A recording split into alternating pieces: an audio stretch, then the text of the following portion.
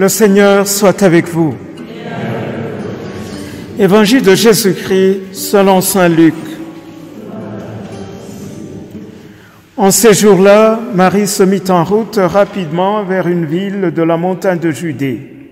Elle entra dans la maison de Zacharie et salua Élisabeth. Or, quand Élisabeth entendit la salutation de Marie, l'enfant tressaillit en elle. Alors Élisabeth fut remplie de l'Esprit Saint et s'écria d'une voix forte, « Tu es bénie entre toutes les femmes, et le fruit de tes entrailles est béni. Comment ai-je ce bonheur que la mère de mon Seigneur vienne jusqu'à moi?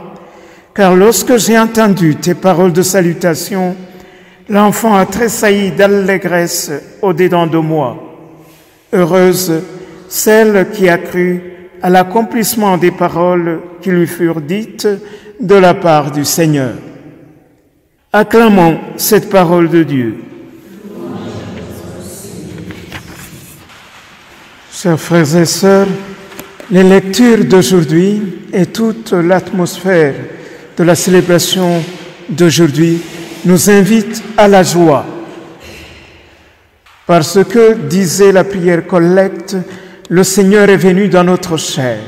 Dans la méditation que je voudrais vous proposer et que vous pourrez poursuivre, parce que les textes que nous avons entendus sont d'une extrême richesse, je voudrais voir ces trois aspects.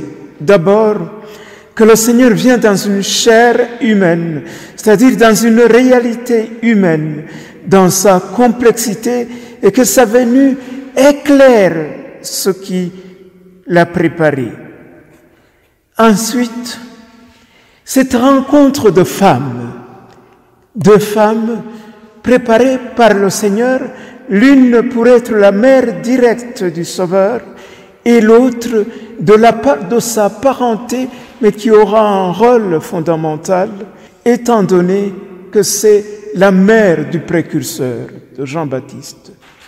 Et enfin, et nous aujourd'hui, qui répétons d'une certaine manière la parole de ces femmes, qui répond à la parole de Dieu, sommes-nous de ceux qui sont heureux du bonheur dont parle Élisabeth? D'abord, le Seigneur est né dans une chair humaine, dans une réalité humaine, dans sa complexité. Il est heureux de lire ce livre des Cantiques, pour dire combien on dirait c'est une audace de mettre un livre qui chante l'amour humain dans le canon des Saintes Écritures. Voici mon bien-aimé qui vient, il escalade les montagnes, il franchit les collines, il accourt comme la gazelle, comme le petit d'une biche. Ça, les amoureux le chantent. Le voici qui se tient derrière notre mur, regarde par la fenêtre, il guette à travers le treillage. Mon bien-aimé a parlé, il m'a dit, lève-toi mon ami, viens ma toute belle, car l'hiver est passé. Nous ne connaissons pas la dureté de l'hiver, le froid, s'habiller beaucoup, les heures, la journée très courte, le soleil qu'on ne voit pas. Et c'est fini, quand vient le printemps, on commence à s'habiller en vert, on commence à voir le soleil, et les plantes commencent à reverdir encore. Alors, le Seigneur vient comme celui qui vient remplir de joie la pâte, la chair de l'humanité dans sa complexité, comme le printemps vient redonner vie aux plantes, aux fleurs, et gaieté, joie à l'homme. Et si l'homme encore se sent que le Christ c'est son aimé, c'est le seul qui est son aimé qui pourrait remplir son cœur, alors réjouissons-nous. Et deuxième aspect, dans cette chair humaine, aujourd'hui sont présentes deux femmes. En ces jours-là, Marie se mit en route rapidement. D'abord, deux femmes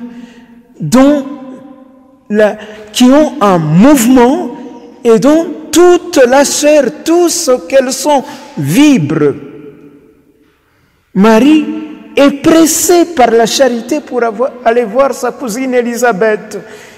Elle vient d'avoir l'annonciation, il vient de lui être dit qu'elle est enceinte et que même sa cousine Élisabeth est à son 6e mois.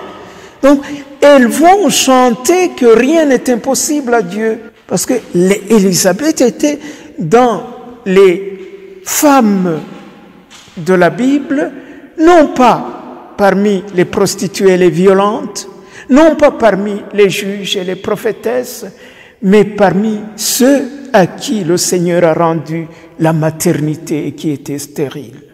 Alors, Marie va chanter avec elle, vivre avec elle une expérience de deux femmes qui savourent, qui vibrent à rien n'est impossible à Dieu. Alors, elle entra chez sa cousine Élisabeth et la salue. Et quand Élisabeth entend la salutation de Marie, encore, dans toute sa chair participe. Donc, l'enfant tressaillit en elle. Tout ce qu'elle est, tout ce qu'elle porte, participe de cette présence de l'amour de Dieu. Et que dit Élisabeth? Tu es bénie entre toutes les femmes, et le fruit de tes entrailles est béni. Comment est-ce au bonheur que la mère de mon Seigneur vienne jusqu'à moi? Si on s'arrêtait seulement à ces paroles, rappelons-nous, Élisabeth, la stérile, quand elle entend l'annonce qu'elle serait mère, elle passe 5 mois en silence. Elle ne parle pas. Elle est en train, dans un silence méditatif. Elle ne va pas sur la place publique pour dire « en moi se sont réalisées tant de choses ». Comme Zacharie deviendra muet jusqu'au jour de la circoncision, Élisabeth se retire dans la méditation du mystère qui est en train de s'accomplir en elle. Et quand elle parle, c'est pour reconnaître la mère de son Sauveur. Tu es bénie entre toutes les femmes, et le fruit de tes entrailles est béni. Comme pour dire, le messager de l'ange a dit, « Réjouis-toi, Marie, tu as été comblée de grâce. » Et Élisabeth dit, « Tu es bénie entre toutes les femmes, et le fruit de tes entrailles est béni. » Ces mots sont tellement importants que chaque fois que nous saluons la Vierge Marie, nous mettons ensemble l'annonce de l'ange, « Réjouis-toi Marie, comblée de grâce », et tout de suite nous disons les paroles d'Élisabeth. « Le Seigneur est avec toi, tu es bénie entre toutes les femmes, et Jésus, ton enfant, est béni. » Peut-être que nous ne nous rendons pas compte qu'à chaque Ave Maria, à la parole de l'ange, nous disons la parole d'Élisabeth. Nous disons la parole de cette femme en qui se sont accomplies les merveilles de Dieu, et quand elle ouvre la bouche, c'est pour reconnaître ces merveilles. Et alors, elle non seulement raconte que l'enfant tressaille en son sein, elle vient dire là où se trouve le véritable bonheur. Heureuse celle qui a cru. En quoi? À l'accomplissement des paroles qui lui furent dites de la part du Seigneur. Et en cela, vous voyez, Élisabeth est rendue prophétesse parce qu'en fait, qu'est-ce qu'elle annonce? Qui est ma mère? Qui est mon père? Qui est mon frère? Celui qui écoute la parole de Dieu et qui la met en pratique. Heureuse celle qui a cru à l'accomplissement des paroles qui lui furent dites de la part du Seigneur. Prions le Seigneur, nous qui venons d'écouter cette bonne nouvelle de la femme du cantique qui se réjouit du bien-aimé qui lui remet tous les motifs de joie. Marie qui est pressée par la charité, Parce que là où se trouve le Seigneur, se trouve le mouvement de la charité.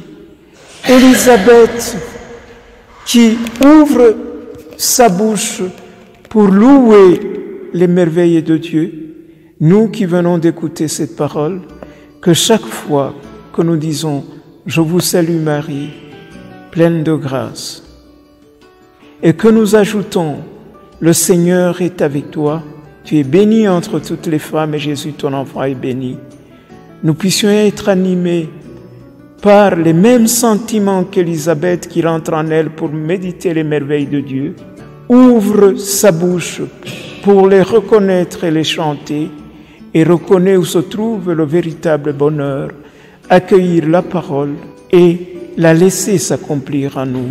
Amen.